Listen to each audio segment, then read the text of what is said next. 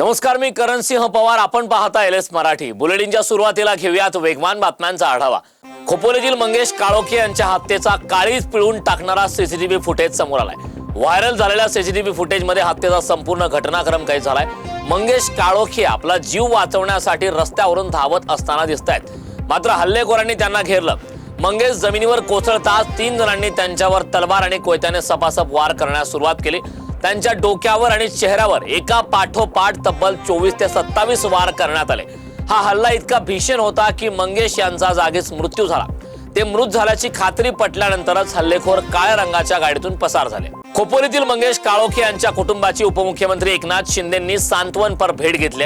मारेकऱ्यांवर मकोका लावून कठोरात कठोर कारवाई करणार. काळोखे कुटुंबाला न्याय मिळत नाही तोवर शिवसेना स्वस्थ बसणार नाही असं आश्वासनही त्यांनी दिले. बारामतीत आर्टिफिशियल इंटेलिजन्स सेंटरचं उद्योगपती गौतम अदानींच्या हस्ते उद्घाटन होणार आहे. अदानींच्या कार्यक्रमासाठी शरद पवार आणि अजित पवार एकाच मंचावर येणार आहेत. उद्घाटन कार्यक्रमाच्या पार्श्वभूमीवर उपमुख्यमंत्री अजित पवार यांनी शनिवारी रात्री विद्या प्रतिष्ठानच्या परिसरात भेट देऊन कार्यक्रम स्थळाची पाहणी केली.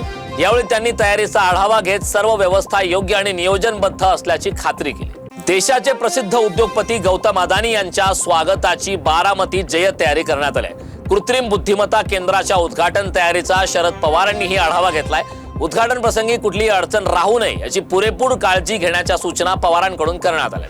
इंदापुरात कृषी मंत्री दत्तात्रय भरणेंच्या हस्ते नगर परिषदेत विजयी झालेल्या उमेदवारांचा जाहीर सत्कार करण्यात आलाय.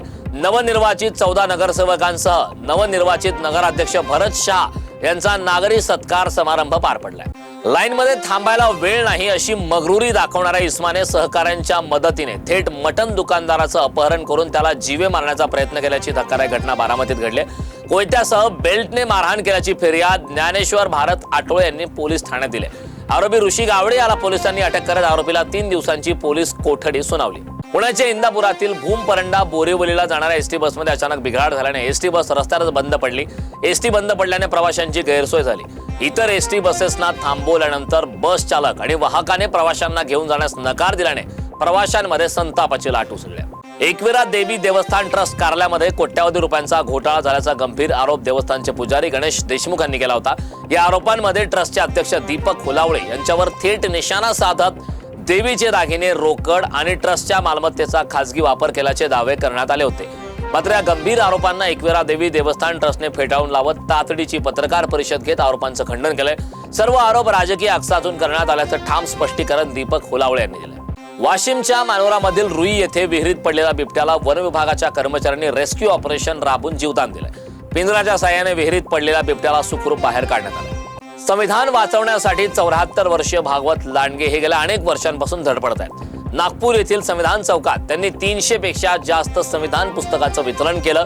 युवा पिढीने उद्याच्या उज्ज्वल भविष्यासाठी संविधानात दिलेली कलम समजून घ्यावीत यासाठी ते जनजागृती करताना दिसतात. वेगवान बातम्यांचा आढावा घेतल्यानंतर या बुलेटिनमध्ये वेळ झालेली आहे इथेच थांबण्याची. पाहत राहा एलएस मराठी.